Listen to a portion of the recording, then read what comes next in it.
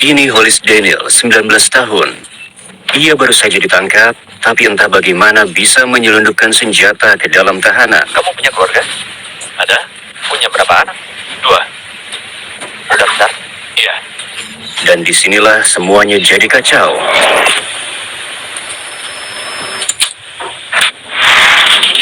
Begitu tembakan terdengar, seluruh kantor polisi langsung dikunci. Petugas panik mencoba mencari tahu apa yang sebenarnya terjadi.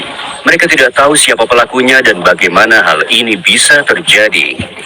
Sementara itu, Hollis sudah kabur jauh, mengira dirinya akan lolos begitu saja. Tapi dia tidak tahu kalau aksi kejinya terekam kamera tersembunyi dari awal sampai akhir. Dan sekarang, pencarian dimulai untuk menangkap remaja pembunuh berdarah dingin ini.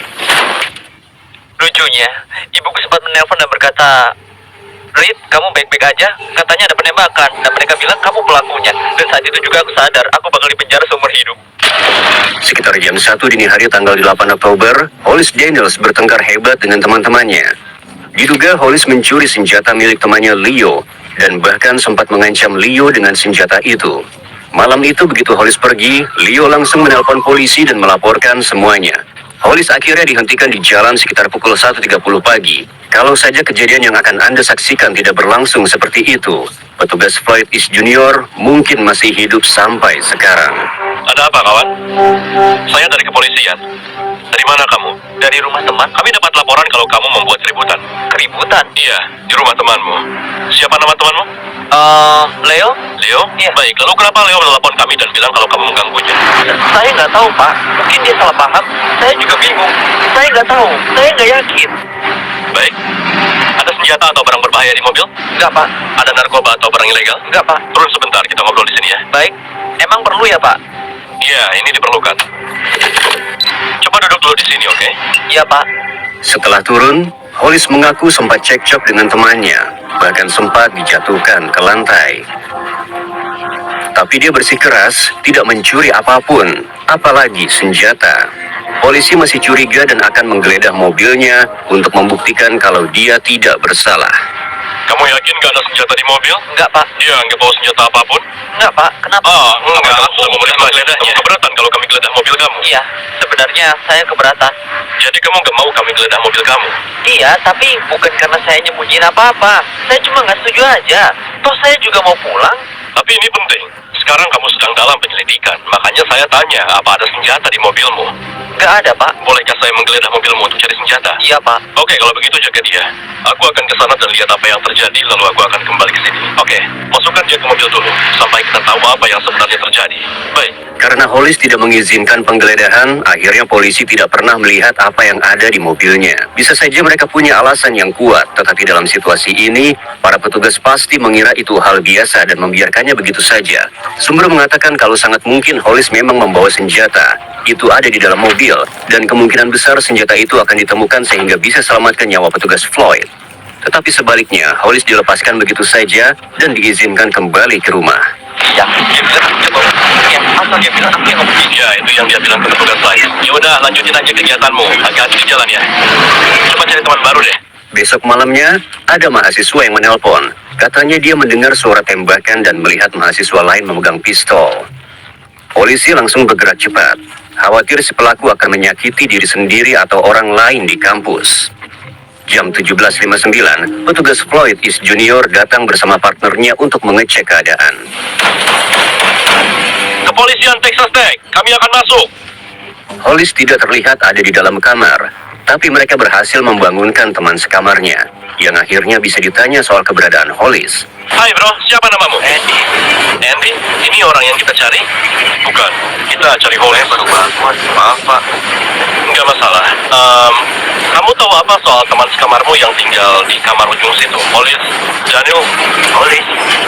Saya sih nggak banyak tahu soal dia ya. Beneran. Saya juga jarang banget nongkrong sama mereka, Pak. Oke. Walaupun informasinya sangat amat minim, polisi tidak butuh waktu yang lama untuk menemukan sesuatu yang mencurigakan. Ada pistol di sini. Sebuah revolver.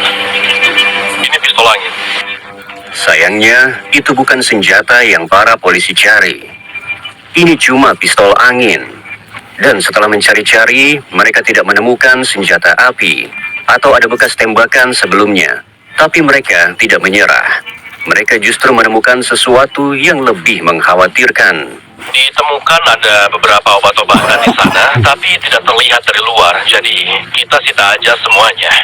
Aku nggak terlalu yakin itu pil apa, tapi ada Xanax juga tuh, sama. Waktu aku melihat ke dalam kotak kecil ini, kayaknya ada semacam plastik kecil yang kemungkinan berisi dengan ganja. Polisi menemukan sedikit ganja dan Xanax yang lumayan banyak disimpan dalam botol yang nampaknya bekas antibiotik. Teman-temannya bilang Hollis belakangan ini kecanduan Xanax dan mendapatkannya secara ilegal dan mulai menghisap ganja untuk mengobati kecemasannya. Kalau benar itu yang terjadi, bisakah kamu membayangkan bagaimana paniknya dia saat pulang jam 18.29 dan melihat 4 polisi lagi membongkar kamarnya? Sebentar, siapa namamu? Kesini sebentar. Ada apa? Namamu siapa? Andreas? Bukan, itu bukan namamu. Ayolah. Tunggu sebentar, ada apa ini? Kita sudah berbicara dengan 3 teman sekamarmu yang lain. Kita tahu wajah mereka. Iya. Tapi usahamu cukup bagus sih. Duduklah. Hei, hei, hei, hei. Berdiri dulu sebentar. Ada senjata atau barang terlarang yang kamu bawa? Angkat tanganmu di atas kepala ya. Ini jadi pemeriksaan pertama dari 2 kali pemeriksaan yang jadi titik balik dalam kasus ini. Mulai dari sini, Hollis tidak pernah lepas dari pengawasan polisi dan tidak pernah bisa ambil pistol dari manapun. Tapi nanti bakal terungkap kalau saat ini, dia menyembunyikan pistol kaliber 45 di balik celananya. Pemeriksaan akan buktikan hal itu. Tapi lihat apa yang terjadi saat mereka mulai periksa badan. Pelan kaki sedikit. Apa saja yang ada di saku ini? Uang? Uang? Boleh saya keluarkan? Boleh. Apa boleh kalau saya kosongkan semua isi kantongmu ini? Apa perlu? Jangan gerakan tangan. Memangnya itu perlu? Saya hanya bertanya. Tidak, saya tidak berikan izin untuk itu. Oke. Entah bagaimana, para petugas tidak menemukan senjata yang dalam waktu 1 jam ke depan akan digunakan untuk menembak salah satu dari mereka. Namun polisi jelas masih merasa curiga.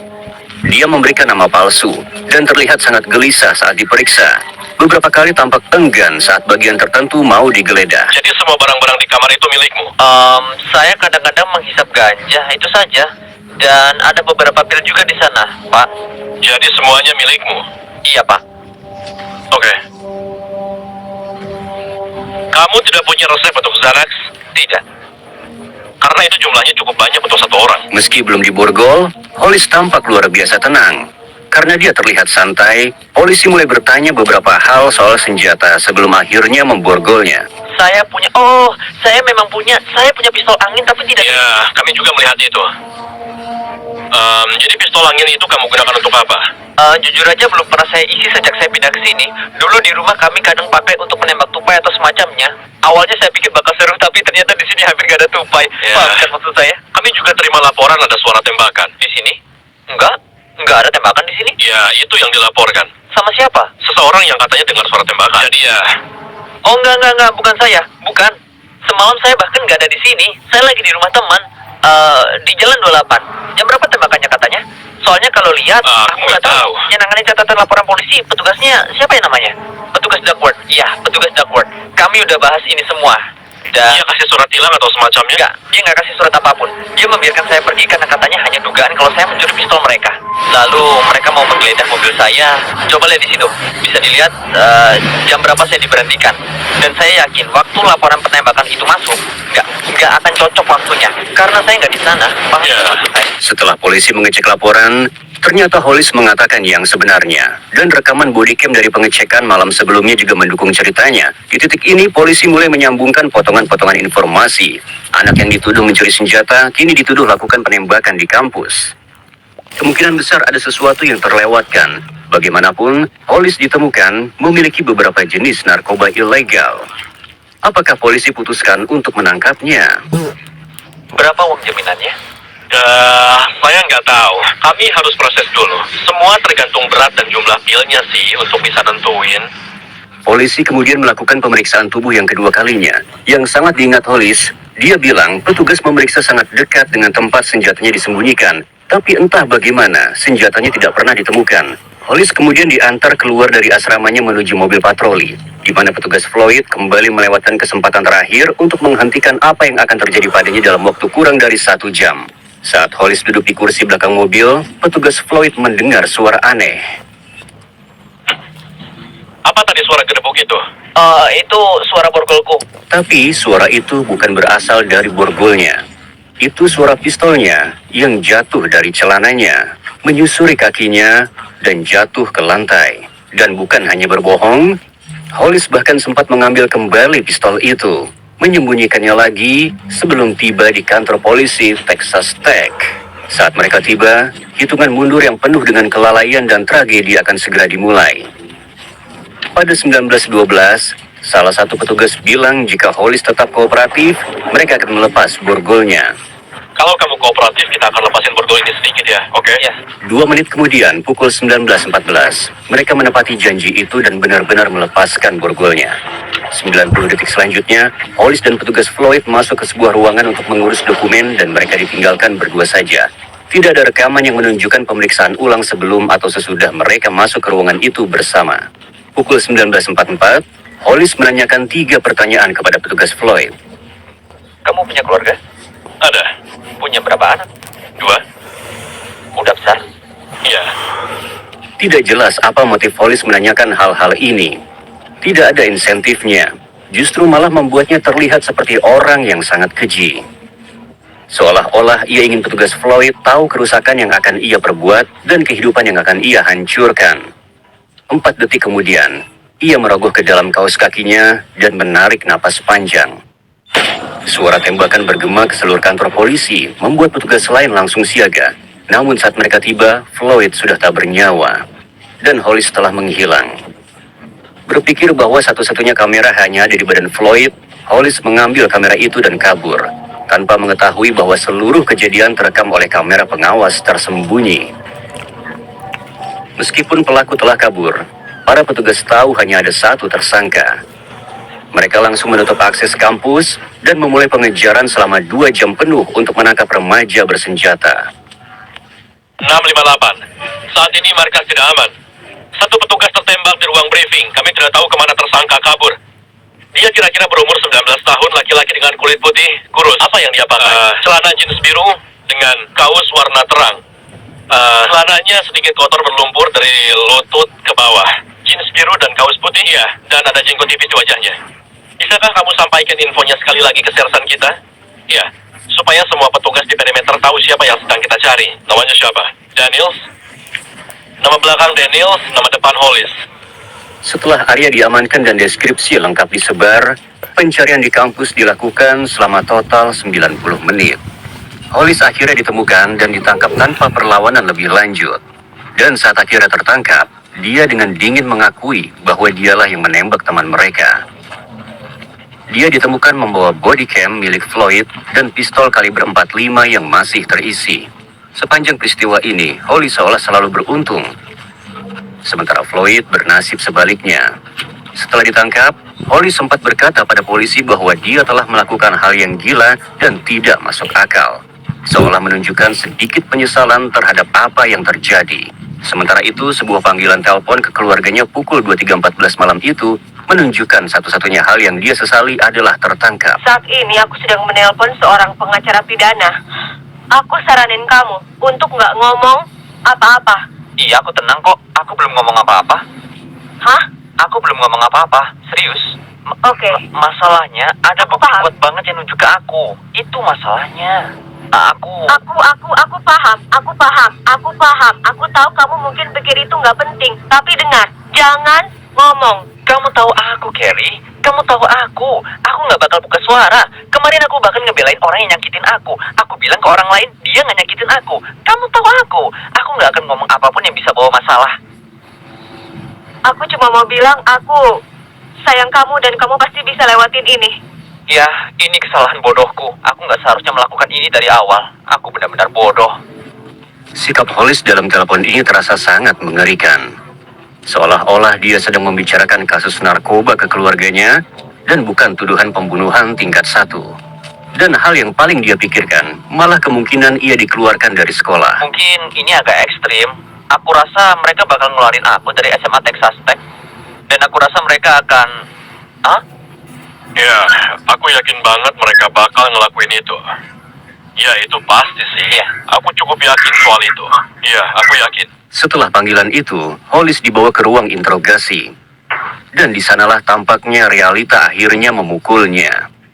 Kalian tahu seluruh ceritanya kan? Menurut kalian, apa hasil yang paling mungkin terjadi? Ya, saya nggak tahu semua detailnya. Aku benar-benar kacau. Tunggu dulu, sebentar ya. Aku tahu. Aku cuma... Ini situasi yang buruk. Aku paham, oke? Ada hal yang lucu. Ibuku nelpon dan bilang, Reed, kamu baik-baik aja? Ada penembakan. Katanya kamu pelakunya. Dan saat itu juga aku tahu, aku akan dipenjara seumur hidup dan dikeluarkan dari kampus. Tapi ya sudahlah, kita harus cari solusi dulu sekarang ya. Siap, Pak. Hollis sama sekali tidak mencoba membela diri. Dia tahu dia telah melakukan sesuatu yang mengerikan dan akan membayar semuanya. Tapi para detektif masih dihantui oleh satu pertanyaan besar. Kenapa dia melakukan hal itu? Jadi mereka memintanya untuk menceritakan ulang saat di mana dia menghabisi nyawa petugas Floyd. Waktu aku balik ke kamar asrama, udah ada polisi di sana. Mereka menangkapku karena Xanax dan ganja. Dan aku dibawa balik ke kantor polisi dan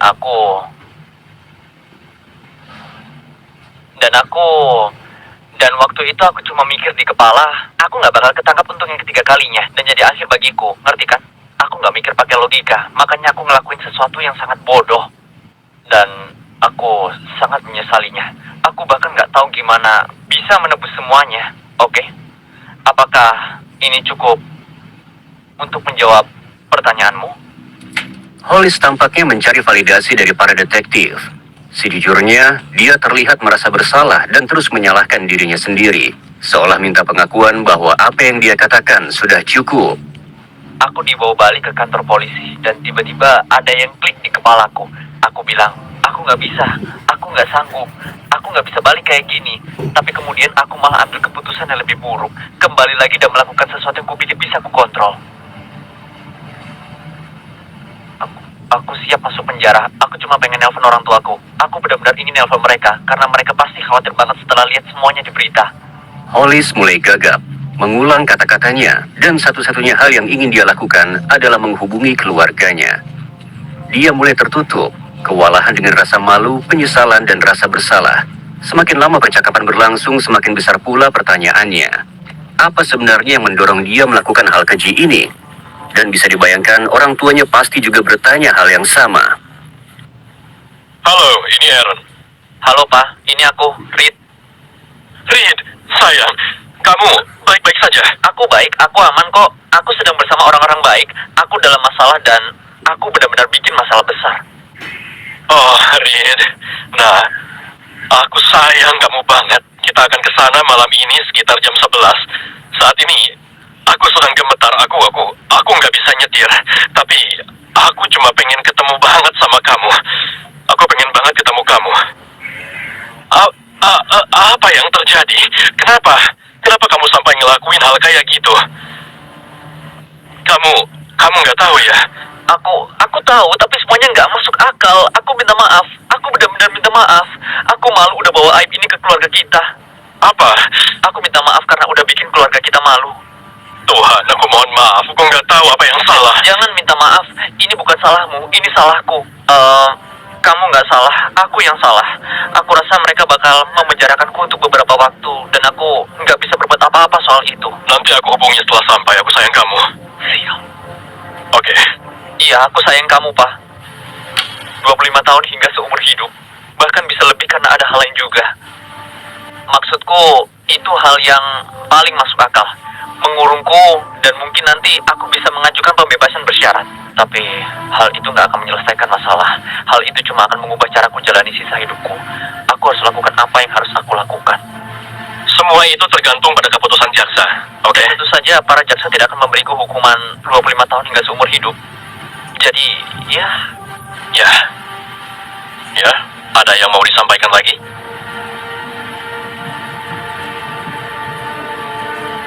Sepertinya tidak. Tapi motif Hollis dalam semua ini tetap menjadi misteri terbesar. Sebagian orang bilang itu karena pengaruh kecanduan obat. Sebagian lain bilang dia punya gangguan mental yang tidak pernah terdiagnosis atau mungkin kombinasi dari keduanya. Pada akhirnya, semuanya hanyalah spekulasi, dan yang bisa kita pegang hanyalah pernyataannya di pengadilan. Semua ini tak masuk akal. Aku merasa terjebak. Aku pikir semuanya sudah berakhir. Aku pikir ini adalah kesempatan untuk mengakhiri hidupku. Tidak ada satupun pemikiran logis yang aku miliki saat itu. Dia juga bilang pada pengadilan bahwa ia ingin pergi dengan cara dramatis. Dan alasan dia bertanya soal keluarga petugas Floyd karena dia ingin itu jadi hal terakhir yang dipikirkan Floyd sebelum meninggal. Tampaknya Hollis panik. Dia ketakutan dengan konsekuensi dari tuduhan narkoba dan di bawah pengaruh obat-obatan, masalah mental atau hal lainnya, lalu pilih jalan terburuk untuknya. Setelah berhasil lolos dari 3 pemeriksaan terpisah dan hampir tertangkap berkali-kali, dia mungkin boleh berpikir bahwa ini sudah ditakdirkan. Dia mengubah kasus kepemilikan narkoba menjadi tuduhan pembunuhan tingkat 1. Dan sekarang, dia menghadapi hukuman mati. Ketika ditanya kenapa juri harus mengampuninya, Hollis berkata, "Menurutku adil kalau nyawa dibalas nyawa. Tapi di sisi lain, aku memikirkan keluargaku. Dan sejujurnya, aku berat sebelah. Aku tidak ingin mati, tidak lagi." Setelah melakukan musyawarah selama 3 hari, juri akhirnya memutuskan bahwa Hollis harus dipenjara seumur hidup, tanpa kemungkinan bebas bersyarat. It's a phone call Texas Tech Police Chief Kyle Boneth will never forget. How many times had you received a phone call like that? I have never had to deal with an officer shot in the line of duty. What's your initial thought? My first thought was for the family because we knew he had a family that was in El Paso. And then, the next thought is for the department as a whole. On October 9th, 2017, Boneth learned one of his officers, Floyd East Jr., was shot and killed inside the police department. The student police believed to be responsible was on the run. This is a place of operation, and when this becomes a crime scene, how does that impact an investigation? Since the suspect had not been located and was in the wind, we had locked down dispatch, so I think to this day they still regret that they weren't able to get out, try to help. According to officials, Officer East was shot at 7:44 p.m.